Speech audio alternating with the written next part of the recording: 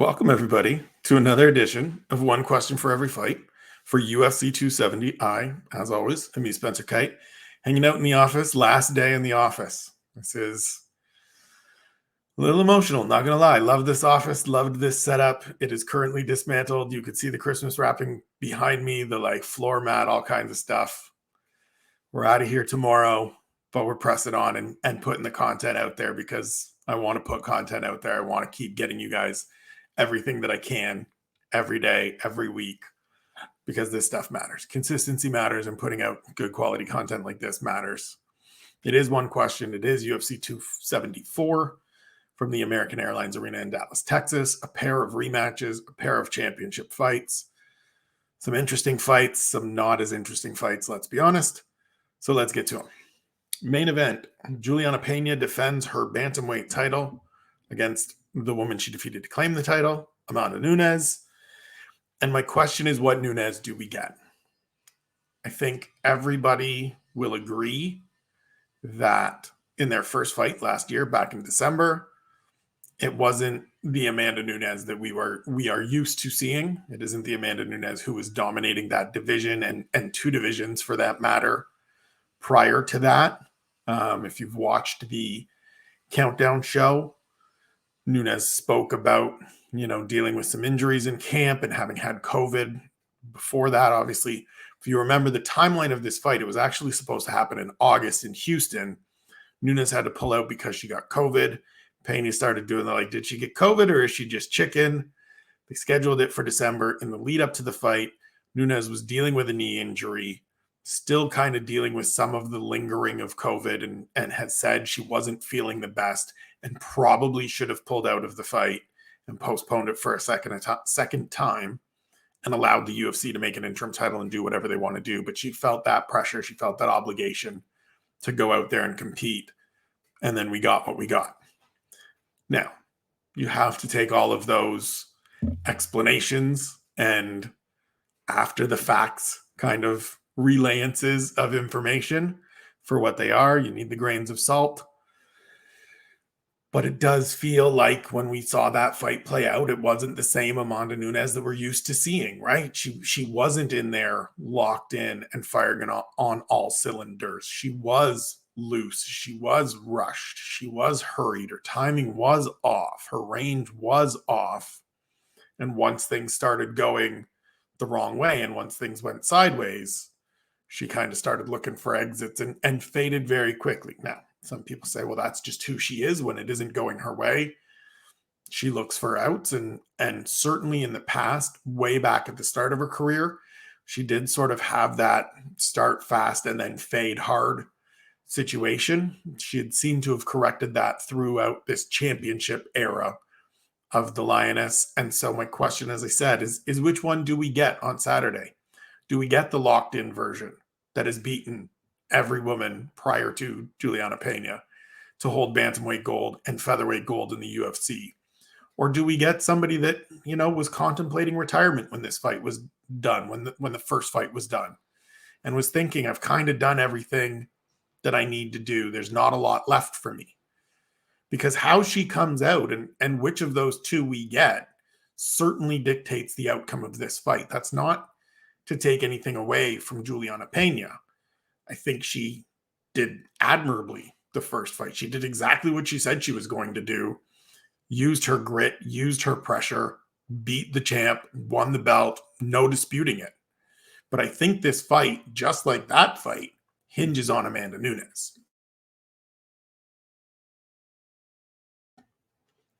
Co-main event of the evening, an interim flyweight title fight between Moreno and Kai Kara-France. These two have fought before as well. Moreno winning a unanimous decision a couple years back. It was on the Kamaru Usman-Colby Covington card a couple years ago. My question for this one, and it's one that we may not actually be able to answer, or we may not get an answer to, is what impact or influence does changing camps have for Brandon Moreno? After his last fight, his loss to Davison Figueiredo, he departed the interim gym where he had been for the majority of his career, excuse me, and hooked up with James Krause and the crew at Glory MMA and Fitness. I don't think there's going to be an abundance of like technical changes. I don't think this is going to be a situation where you go to glory and all of a sudden James Krause strips your game down and rebuilds it into something completely different. I did my coach conversation piece for this card as well, and that was something that Sean Madden, one of the coaches that I spoke with, was saying as well. You're not going to see necessarily a whole new fighter, but the thing that Krause tends to do well, generally does well, is he's pretty good in terms of the tactical side of things and the game plan side of things and adjustments in between rounds. And so it's really going to be interesting for me to see how that works with Brandon Moreno, who has felt like a very intuitive, instinctive fighter more than anything else throughout his career.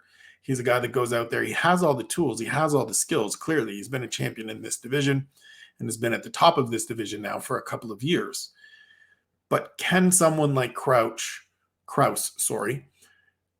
bring a little bit more tactical understanding to things? Can he get him to work more on combinations or in terms of setups and blending everything together than maybe he was doing in the past, and make it more of a tactical fight than just a fist fight? Because Kai Kara-France is the kind of guy that you don't want to go out there and just be slinging leather with.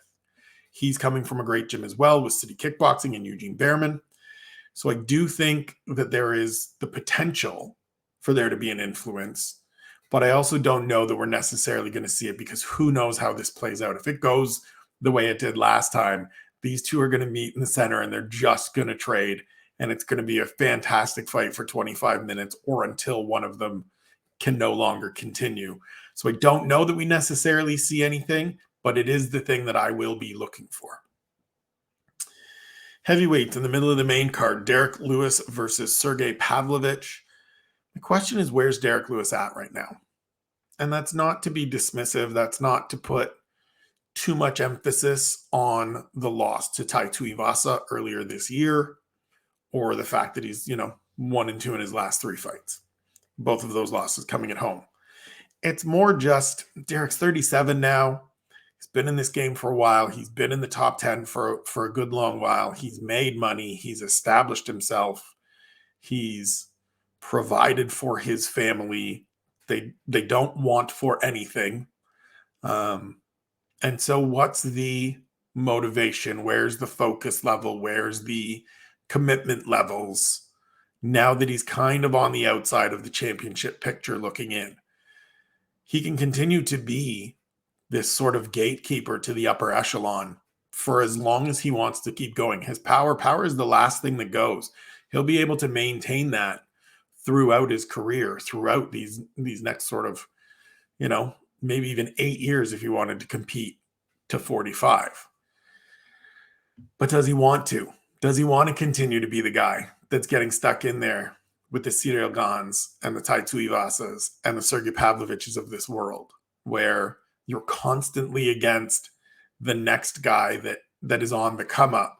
And if you win, it doesn't necessarily assure you of anything. It doesn't necessarily put you into the championship picture, because you've had 2 title opportunities and fallen short in both. The first to Daniel Cormier, the second, of course, to Gane last year in Houston, that card that Nunes and Pena were supposed to be on. And so I think we'll probably find out pretty early, same as in a lot of Derek Lewis fights. We'll see those first couple exchanges. We'll see how he reacts to the first shot that he takes, the first big shot that he takes from Sergey Pavlovich, because they will come. And that will tell us kind of what he's looking for on Saturday. And I think that will dictate a little bit of what the long term is as well. Because at 37, there's nothing left to prove. His place in the record book is held. Most knockouts in UFC history. As I said earlier, the bank account is good. The career has been solid. It's been much better than he would have expected coming out of the situations that he came out of. And so we'll see where he's at on Saturday. And I think that'll be an interesting thing to just sort of keep an eye on going forward. Flyweights are not only the co-main event, but they are also another main card fight, as Alexandre Pantoja returns to take on Alex Perez. I'm going to go with two questions here real quick. The first one is, how is Perez getting an opportunity to fight at flyweight still? He's blown weight for his last two fights. One time by, granted, half a pound. The other time by several pounds. Matt Schnell decided not to fight. I fully expected him to get bounced to bantamweight after two misses. But the actual question that I have, the more realistic question that I have, is, will Pantoja get right back into the title hunt? Prior to suffering the knee injury that has kept him out for the last year, he was supposed to face Brandon Moreno for the title. They were next. He's fought Moreno twice. They fought on The Ultimate Fighter, and then they fought in the UFC proper. And Pantoja won both fights. And I remember I spoke to him before his last fight, and that was sort of a thing that he said was like, look, I've got 2 wins over the guy that's the champion. And so if I can get this win and I'm already in the top 5, that feels like this is finally going to be my opportunity. And you remember he won that fight. Brandon Moreno was on the Spanish broadcast for it. Pantoja just kind of looked over at him and said, hey, politely, respectfully, I've beaten you twice, but you're the champ. What do you think? Moreno agreed, and we were ready to go. Then Pantoja has a knee injury. They move into the rematch the trilogy fight, with Deiveson Figueiredo, and we get to where we are now. This is still a tough fight. Alex Perez, weight issues aside, the last couple of fights, is still a tough fight. His last fight is still that championship opportunity he had against Deiveson Figueiredo. Now, it didn't last very long, but he was 6-1 to get there, and he beat good fighters to get there. So this is a good fighter.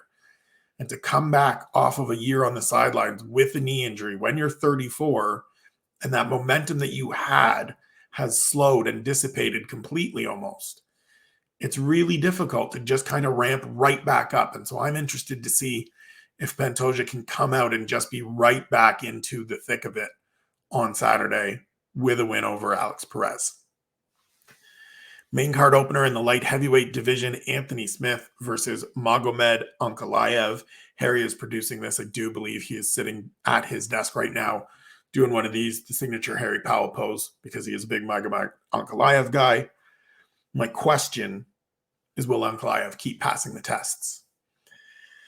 He has been on this sort of steady progression for the last little while. I've likened him at times to Islam Makhachev in the way that he's had some really great performances, and then there were a couple where it was just, show me a little bit more and let's continue progressing along.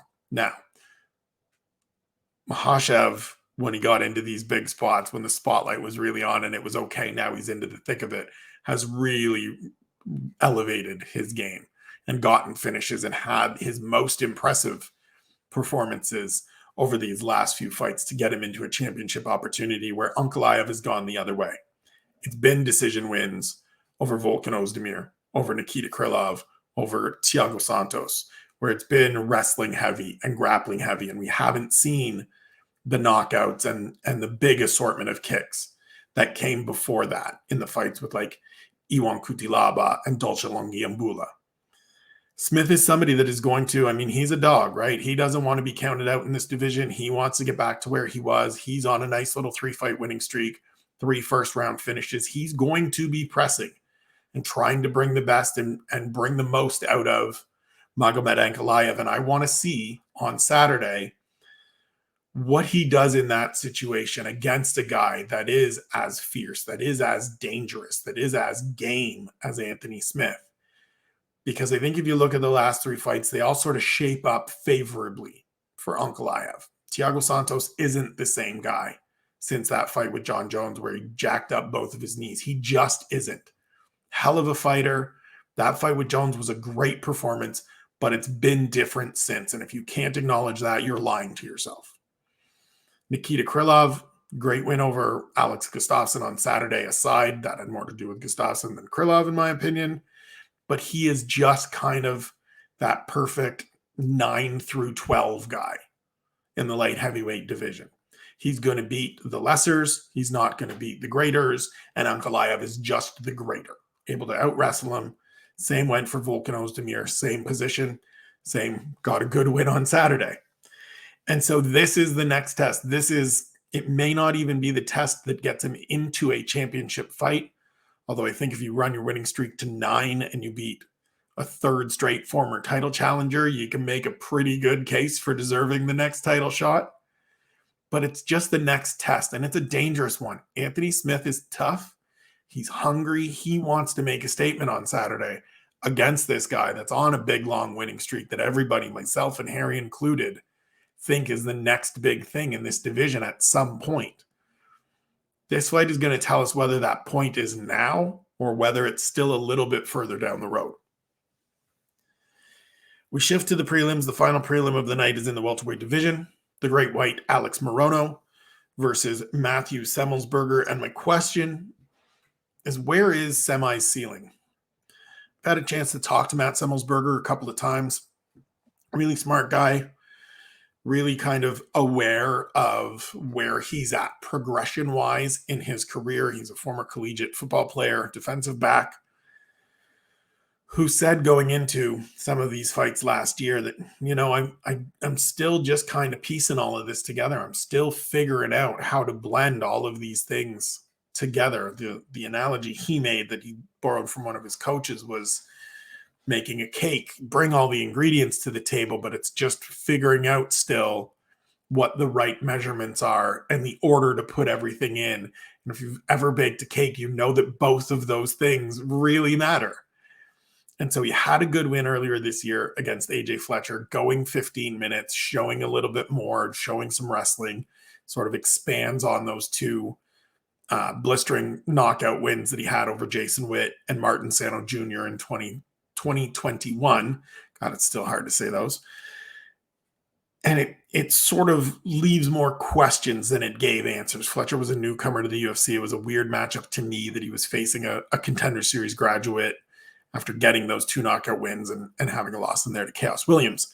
And so I think this fight with Morono is comparable to that fight with Chaos, where it's another measuring stick. It's another chance to face a seasoned guy, a more experienced guy, a veteran guy that has been in there, that's on a nice little run himself in Morono, and kind of let people know both where the floor is at and get a little bit more of a projection in terms of where the ceiling may be.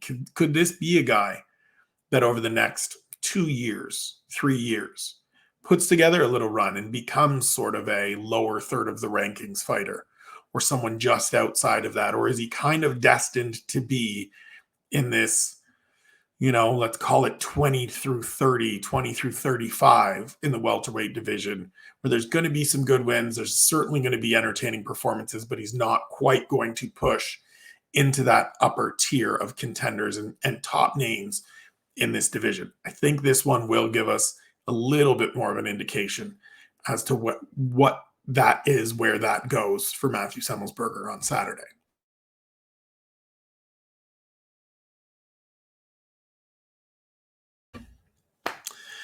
Lightweights before that, Drew Dober and Rafael Alves. My question for this one is where does Alves fit? He's right. He had such a weird year last year. Was supposed to debut in April. Blue weight, supposed to debut at featherweight. Blue weight by 2 divisions. So he missed the lightweight mark for a featherweight fight. Moved up to lightweight. Finally makes his debut and just runs through Mark Jacasey, who has subsequently gone on and to have 2 good performances, getting that second win on Saturday in London. And so I don't know what to make of this guy. He's clearly explosive. He looked great in his win on the Contender Series. He looked good in a looking for a fight victory before that. So he's impressed Dana White, who has an opinion of him and thinks highly of him, clearly, by giving him opportunities after an egregious weight miss his first time out. Drew Dober is a test. Drew Dober is a measuring stick. We held Drew Dober out as a guy that, you know the level of somebody depending on how they match up and fare against Drew Dober, right? We saw that with Nasrat Haqparast. We saw that with Alexander Hernandez, with Mahashev, with Brad Riddell. And we're going to see that on Saturday with Rafael Alves. This is the fight that tells us kind of where this guy fits. And Drew Dober, at a point last year, I think at the start of the year, entered the year ranked. Entered the year, I think probably at number 14 or 15 in the lightweight division. So this is a chance for Rafael Alves to really make a statement and show, like, I don't think he gets into the top 15 because the top 15 has gotten even deeper and even more talented over the last year, but it puts him in that group just outside of it, which is a very good place to be after 2 UFC appearances. And so if he can go out and have another strong performance, and I'm not necessarily saying go out and blow through Drew Dober the way he did against Mark Jacasey, but if he can go out and beat Drew Dober, we know the value of that win. We know the quality of that win. And so that puts him in a certain place in that division where there are opportunities, where we do see some of the more veteran names starting to slide a little bit and some younger names, some fresher names getting a little bit of a push. You go out and beat Drew Dober in impressive fashion, you'll be getting part of that push. We get a heavyweight fight next. Don'Tale Mayes against Hamdi Abdelwahab, newcomer to the UFC. My question is, can Don'Tale Mayes become a guy at heavyweight? He had 3 opportunities on Dana White's Contender Series. I cover the Contender Series for the UFC website, so I've seen all of those fights. I've seen every fight in Contender Series history. He lost the first one to Alan Crowder, who then eventually made it to the UFC and beat Greg Hardy by disqualification in Hardy's debut. His second fight in there, he beat Mitchell Sipe, who was on The Ultimate Fighter this year. Prior to that, he actually beat Muhammad Usman, who also was on The Ultimate Fighter this year. We'll be fighting in a couple of weeks' time in the finale of The Ultimate Fighter against Zach Pauga. He finally got on to the UFC roster with a win in his third opportunity, a second win in his third appearance on the Contender Series. Loses his first 2 fights in the UFC. The first one, we're throwing it out. It's Ciryl Gane. Like, nothing we can do. You get matched up with a future interim champion, a guy that moves into the title picture in 2 years. Yeah, that one doesn't really count. Sure, it's a loss on the resume, but I can't hold it against you. You're both new to the UFC, and he just happens to be a world-class prospect. These things happen. But he loses the second one as well to Rodrigo Nacimento, who is not Ciryl Gane, who is not a world-class prospect. And it's a submission loss. And you think, okay, well, this might just be a guy that perfectly situated to be a banger and a mauler on the regional circuit and maybe have a cup of coffee here and go 1-2 or 2-1 and whatever. Since then, he's gotten a pair of wins. First one over Roque Martinez. Last time out, he gets a third-round TKO finish over Josh Parisian. So it hasn't been a set the world on fire situation, but he's 30 years old. He's now got the footing in the UFC. He's now sort of solidified himself in terms of having a place on the roster. He trains down at Jackson Wink, so there are some good names. There are some good bodies for him to work with down there in this division. And I'm just kind of interested to see if we can see any evolution, if we can see any further progress, or is he just always going to be a big explosive heavyweight that has got, 5 minutes of good energy and then can stick around for the other 10 minutes if need be? Abdul Wahab, I don't know a ton about. He is a newcomer, as I said. He's fought on Jorge Masvidal's bare knuckle MMA promotion, Game Bred Fighting Championship. He's fought for Masvidal's other promotion, Icon Fighting Championship. He's 29. He's undefeated. So we'll see. This is a big question mark, right? I think this is one of those fights where if Mayes is going to be somebody that does more than just hang around at the lower portion of the heavyweight division, we see that in this fight, because this is a newcomer that doesn't have any of that experience and comfort that Mayes should have going into this one. And if he can get him out of there in a hurry, I think it speaks volumes to potential growth, or at the very least, being able to maintain his position long term. We get another lightweight matchup. Drakkar Klose faces Rafa Garcia, who fills in for Diego Ferreira. I feel bad for Klose that he misses out on the opportunity to face Diego Ferreira and is facing a short notice replacement. And that's not a knock on Rafa Garcia, who's on a nice 2-fight winning streak, got a submission win over Jesse Ronson last time out, and is one of those guys that the people he trains with speak extremely highly about him in terms of his skill and his strength. But my question for this one is can Drakkar Klose make another run? Prior to the 2 years that he was off, following his loss to Beneil Dariush through the Jeremy Stephens push up to his win over Brandon Jenkins earlier this year. He was right there. Like, he was a guy that was just on the fringes of contention or on the fringes of the top 15 in the lightweight division. And you remember that fight with Dariush. He's winning that fight. He's got Dariush in a bad spot a couple of times and just rushed and just got overexcited and just kind of chased it a little bit too much and got caught and got finished and then was gone for 2 years. And when you're gone for 2 years, all that momentum is gone. All that value you've made up and you've brought to yourself moving forward with good performances, and even a good performance and a loss, kind of just dissipates. And so he's in a spot here now where he's got the good win. He's got the good get back, get right win over Brandon Jenkins last time out. This fight with Garcia, which was supposed to be Ferreira, was going to be that one that tells you where he fits, right? Carlos Diego Ferreira has been ranked in the top 15 for a number of years, kind of a fringe guy now where he's in the lower third, out of the lower third.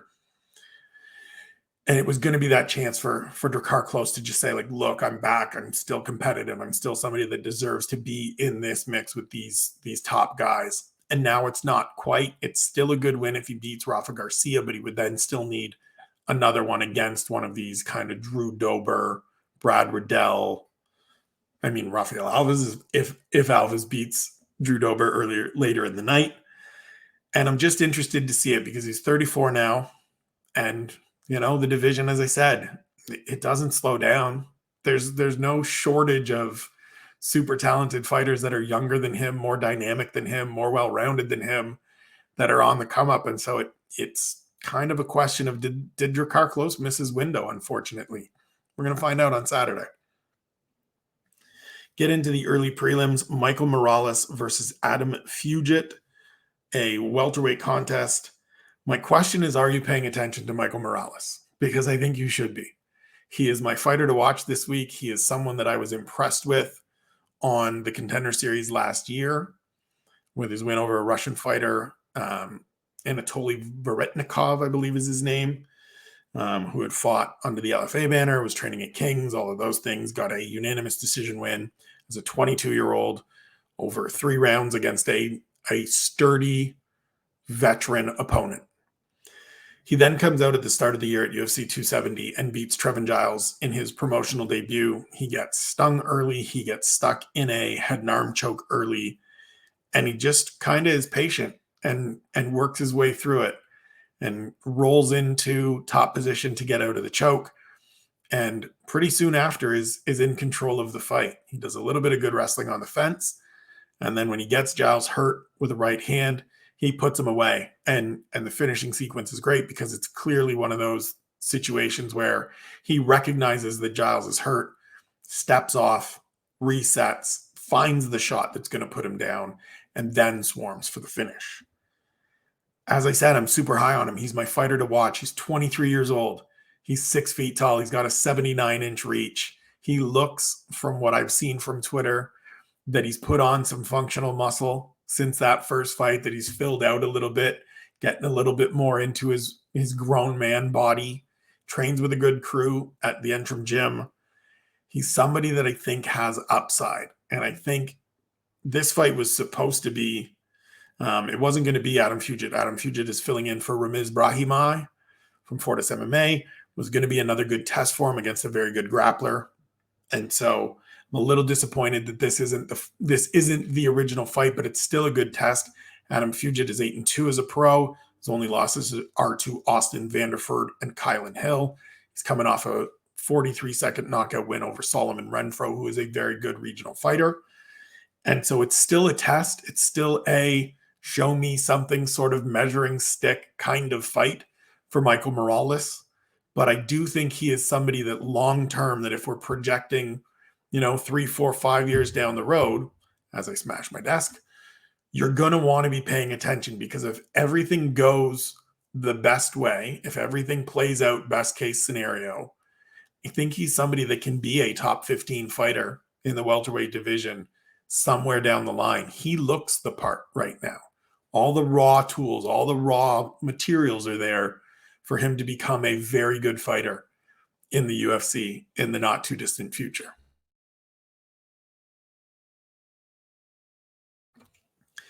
Couple more before we get out of here. Women's bantamweight fight, Jocelyn Edwards versus Ji-yeon Kim. My question for this one is, can Ji-yeon Kim catch a break? Her last 2 fights, she's gotten fight of the night bonuses, but that is no solace to coming out on the wrong side of the scorecards. She has lost to Priscilla Cachoeira and Molly McCann, who of course got on to have a 3-fight winning streak now, back-to-back stoppage wins. Great performance on Saturday in London. Kim feels like one of those fighters that is good enough to hang with everybody, but not quite good enough to kind of do enough to get those clear victories. And, for fighters in that position, you sort of feel for them. I feel for them. I feel for Ji-yeon Kim. Because one judge seeing that either of those fights a different way changes the dynamic of her career, right? It changes the way her resume looks. It changes her motivation. It changes her energy levels as she's going into these fights. And now she's got a shift in opponent. This was supposed to be Maria Agapova. Now she's got to deal with a change in opponents to Jocelyn Edwards, who fought earlier this year, like literally last month in Singapore at featherweight, and is now fighting at flyweight. So she's skipping 2 divisions. This will be her 3rd fight this year and the 3rd different weight class, because she fought earlier in the year it was last year, the 3rd fight in there, the first of the 3 at bantamweight against Jessica Rose-Clark. But 3 fights, 3 different divisions. And it's a tough assignment for Ji-yeon Kim. It's just another tough fight. It's another one of those fights where it's probably going to be close. It's probably going the distance. It's probably going to be 29-28, one way or the other. And I just kind of feel bad for her because she's putting in the work. She came over to the States and was at Syndicate for a good long while. She's now over in Thailand at Bang Tao with the Hickmans. She's trying to do everything right, and she just can't catch a break. And I'm wondering if maybe she can catch one on Saturday. Light heavyweights, Nikolai Negumereanu against Ihor Pretoria. My question for this one is, what does Pretoria bring to the table? He is another member of the graduating class of 2021 from Dana White's Contender Series. I watched his fight back earlier today from that event. First round finish over a Polish fighter whose name escapes me at the moment. But it's a good win. He shows some good moments, some good basic pieces to his game. Nothing that is, clearly jumps out as a massive strength, but no major holes either. A little bit of wrestling, a little bit of hands, gets the finish on the feet, knocks the guy down, finishes with coffin nails, that sort of thing. I do remember as well that he showed up afterwards. So when you're done with the Contender Series, they bring you back, all the winners sit down, and you wait for Dana to go in the back and figure out who's going to get contracts. And I remember him sitting there with sunglasses on, like self-assured as all get out that this contract is coming my way. I remember him shouting after the win, calling for the big boss and stuff like that. So there's a little bit of bravado. There's a little bit of cockiness here. And I just want to see what he brings to the table, right? Light heavyweight is always in need of fresh names. It's always in need of people that can be new looks in the division. Negumereanu is on a 3-fight winning streak. Now it's cobbled together with some, jankiness. It's a split decision. It's a win over Ike Villanueva and then another split decision. So it's not exactly the most blow you out of the water winning streak of anybody in the UFC, but it's 3 straight wins in the UFC nonetheless. He's got more experience in there than Pretoria does. And so we're going to see on Saturday what the newcomer can bring to the table. This class, this graduating class from last year, has done fairly well thus far through 2022. And we'll see if Pretoria can continue that on Saturday in his promotional debut. Opening bout of the night, I'm not going to lie, this is one of those ones that just doesn't carry a lot of weight. It is a welterweight contest, Orion Kosi versus Blood Diamond. And the question is just who gets another chance. I don't say that to be dismissive or, insulting to either of these athletes, but they both come in off losses, stoppage losses. Orion Kosi to Phil Rowe, Blood Diamond to Jeremiah Wells. Neither showed very much in that debut fight. And so This is a moment. This is do or die. It used to be you get 3 fights in the UFC back in the day. You got 3 opportunities to prove yourself.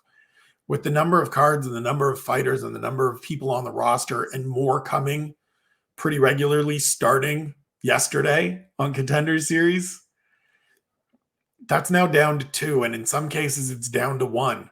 And if you don't show out, if you don't show, it's not that you necessarily have to win right away, but you've got to show some reason why you can stick around, why the UFC needs to keep you around. In Blood Diamond's first fight, as I said, against Jeremiah Wells, nothing. Right? Got taken down, got pressed into the fence, got taken down, got submitted. We're done here. And now look, Jeremiah Wells is a very good fighter. Knocked out Court McGee very recently. 3-0 in the UFC. Not an easy assignment. But certainly, sorry, my phone is blowing up because there's another emergency alert of there was a shooting earlier today in Langley, which is about 45 minutes from where I live. And we now have a system where alerts go out whenever there's shootings, which members of the Republican Party in the States decided they didn't think was important. I digress. We get back to what we were talking about. Jeremiah Wells is a good fighter. It's hard to hold that against Blood Diamond too much, but he also showed a 0 in being choked out and submitted and put to sleep within a round. Ryan Cosey, same thing against Phil Rowe. Phil Rowe comes out, gets his range, puts him away. It is what it is. This fight on Saturday is just about which one of these two can show something, can give some kind of reason, or both, can give some kind of reason why they should stick around going forward. It's not a fight where the winner moves up too far in the division or moves up at all, really. They're going to just still be in this spot facing fellow newcomers, fellow Contender Series graduates in the case of Cosey. This is just about proving you belong. And one of these two guys need to prove that they belong on Saturday in the opener. That's the card. Those are the questions. This is the last day in the office. It's the last time you will see this background when we get to the new digs and we get set up. So the first time you'll probably get a chance to see it is Sunday for the Next Day Takeaways, the video edition that is available on the YouTube channel. We've started a YouTube channel. Harry has prompted me to do more videos, which means doing a YouTube channel. So you can go and check that out. Subscribe, leave us comments, let us know what you're looking for. And we'll start kitting out the new place. We'll start building out the new studio and building out the new office, eventually getting some better equipment, getting an actual backdrop and things like that it won't be, wrapping paper and the floor mat from under my desk. It'll be a proper setup, a less grainy camera, me doing my own recording and producing. Thank you to my guy, Harry Powell, for always helping me out for building the overlay for this. Thank you to you folks for always tuning in and checking out and subscribing to the newsletter and the My Week in Words and the YouTube channel and just supporting in general means the world to me. You know that. Hope the rest of the week goes well. I hope you get excited for UFC 277. There are some fights, as I said off the top, that aren't that exciting, but there's a bunch that are really good, and it should be a really great night of fights. I'm looking forward to it because it means we will be settled in our new house. I hope you are as well. Have a good rest of your week. Be good to each other. Be good to yourselves. Know that you're loved, and we'll see you soon.